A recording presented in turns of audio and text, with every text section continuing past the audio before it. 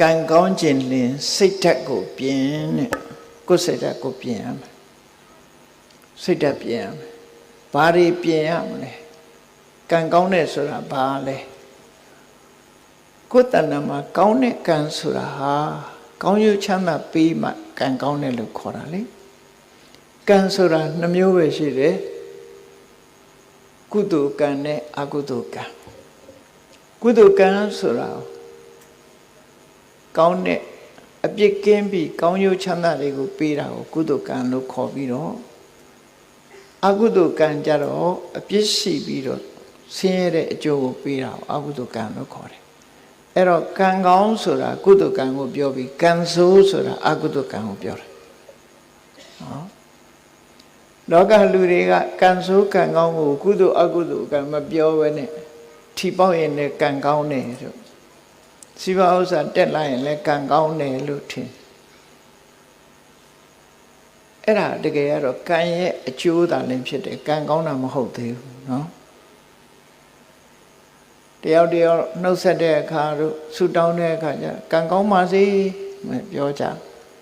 good luck ဆိုတာနော်ဗမာပြည်ကလူတွေသာဒီလိုပြောတာမဟုတ်ဘူးဗမာစကားနဲ့မဟုတ်တဲ့အခါကျတော့လေ good luck ပဲကံကောင်းပါစေလို့ပြောကြတာအဲ့တော့ကံကောင်းတာထီပေါက်ရင်လည်းကံကောင်းတယ်လို့ပြောတယ်စီးပွားဥစ္စာတိုးတက်ရင်လည်းကံကောင်းတယ်လို့ပြောတယ်အစည်းရင်ကလွတ်သွားရင်လည်းကံကောင်းတယ်လို့ပြောတယ်အဖမ်းမခံရရင်လည်းကံကောင်းတယ်လို့ပြောတယ်အမျိုးစုံပဲကံကောင်းတယ်လို့ပြောတာတွေကအဲ့ဒါဟာဆိုးချိုးကလွတ်မြောက်နေတာကိုကံကောင်းတယ်လို့ပြောတာကံဆိုတာအကြောင်းတရားသာလင်ဖြစ်တယ်အဲ့တော့အကြောင်းတရားကောင်းအောင်လုပ်ဖို့လိုတယ်ဆိုတာမမေ့ဖို့ပေါ့နော်မမေ့ဖို့အဲ့တော့မြတ်စွာဘုရားဟောတာတမပတ္တိဆိုတဲ့သုတ်တံမှာဟောထားပုံလေးကိုကြည့်ကံကောင်းတယ်ဆိုတာကိုယ်တဏ္ဍာမှာကုသိုလ်တရားတွေဖြစ်မှကံကောင်းတယ်လို့ပြောလို့ရတယ်ဘာလို့လဲဆိုရင်အနဝိဇ္ဇဒုက္ခဝိပါကလက္ခဏာအပြစ်ကင်းပြီးကောင်းကျိုးချမ်းသာတွေကိုပေးနိုင်တာကုသိုလ်တရားတဲ့အဲ့ဒီကုသိုလ်တရားကိုယ်တဏ္ဍာမှာရှိဖို့ဒါကြောင့်မို့ကံကောင်းခြင်းစိတ်ထားကိုပြင်စိတ်ထားကြတော့ပြင်မွေးရမေ့ကြသတိမထားကြဘူးဘုရားဘာသာဖြစ်ပြီးတော့စိတ်ထားမကောင်းတဲ့လူတွေအများကြီးဖြစ်ဘုရားဘာသာဖြစ်ပြီးမြတ်စွာဘုရားရဲ့ဆုံးမနဲ့အညီမနေနိုင်မဲနဲ့စိတ်ပုတ်စိတ်ရုပ်တွေနဲ့နေကြတာတွေကအမှန်တမ်းများအဲ့တော့စိတ်ထားကိုဘယ်လိုပြင်ရမလဲလို့ဆိုတာကိုကြည့်မြတ်စွာဘုရားရဲ့အဆုံးအမအပေါ်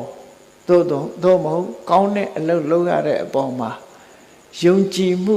စိတ်ဝင်စားမှုနေပါတာကိုအတ္တထသရတရားကင်းမဲ့ခြင်းလို့ဆိုတော့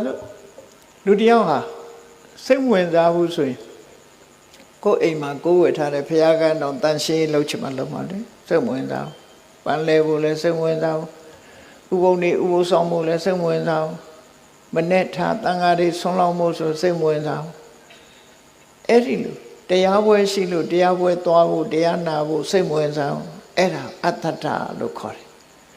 အဲ့ဒီအတ္တထဆိုတဲ့မယုံကြည်မှုရှိလို့ရှိရင်စိတ်ကောင်းတဲ့အလုပ်ကိုစိတ်မဝင်စားဘူးဆိုရင်ကံမကောင်းဘူးတဲ့ဒါကြောင့်ကံမကောင်းစေတတ်တဲ့စိတ်မဝင်စားဘူးကောင်းတဲ့အလုပ်ပေါ်မှာစိတ်မဝင်စားဘူးဆိုတဲ့တရားတရားကင်းမဲ့နေတဲ့စိတ်ထားကို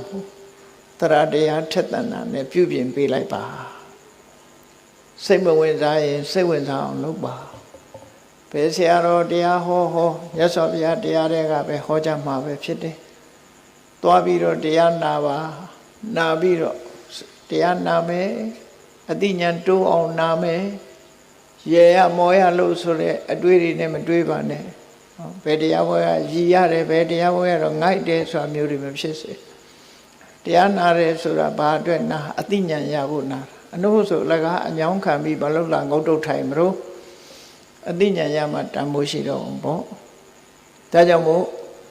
မယုံကြည်မှုဆိုတဲ့တရားတရားကင်းမဲ့တဲ့စိတ်နေသဘောတရားကိုယုံကြည်မှုဆိုတာ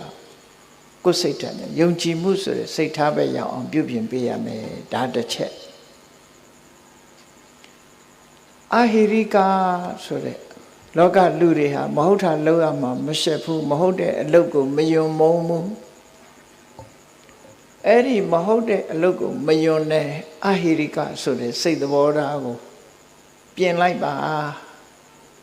မဟုတ်တာလုပ်ရမှာရှက်တယ်မဟုတ်တာလုပ်ရမှာယွန်းတယ်မကောင်းမှုအကုသိုလ်ဆိုတာလူသိသိမသိသိဒီအလုပ်ဟာငါလိုလူမလုပ်ဘူးဆိုပြီးတော့ယွန်းမုန်းတယ်ဆိုတဲ့ဟိရိစိတ်ထားမျိုးရောက်အောင်ပြင်မှာအရှက်မဲ့တဲ့စိတ်ထားမျိုးမထားပါနဲ့အရှက်ရှိတဲ့စိတ်ထားမျိုးထားပါအနုတ္တပမဟုတ်တာလုံးရတာမကြောက်လန့်ဘူးဖြစ်ပေါ်လာမဲ့ဒုက္ခတွေကိုခရီးမဆိုင်ဘူးဒီဘဝဒီကိုယ်ဆံဟိုဘဝဟိုကိုခံလိုက်မယ်ဆိုတဲ့အတွေးတွေနဲ့မကြောက်ဘူးမကောင်းတဲ့အလုပ်ကိုလက်ရဲဆက်ရဲလုပ်တယ်ဆိုတဲ့အနုတ္တပပိုးဖလံဆိုတဲ့အကောင်ဟာဖျောင်းနိုင်မီးလေးထွန်းထားရင်လှတယ်ထင်ပြီးတော့မီးတောက်ထဲကိုခုံဆင်းတတ်တယ်ခုံဆင်းလိုက်တာနဲ့တပြိုင်နက်ရှဲကနေဆိုမီးလောင်တာခံ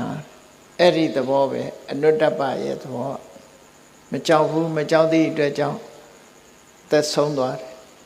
အေးမကောင်းမှုလုပ်ရမှာမကြောက်ဘူး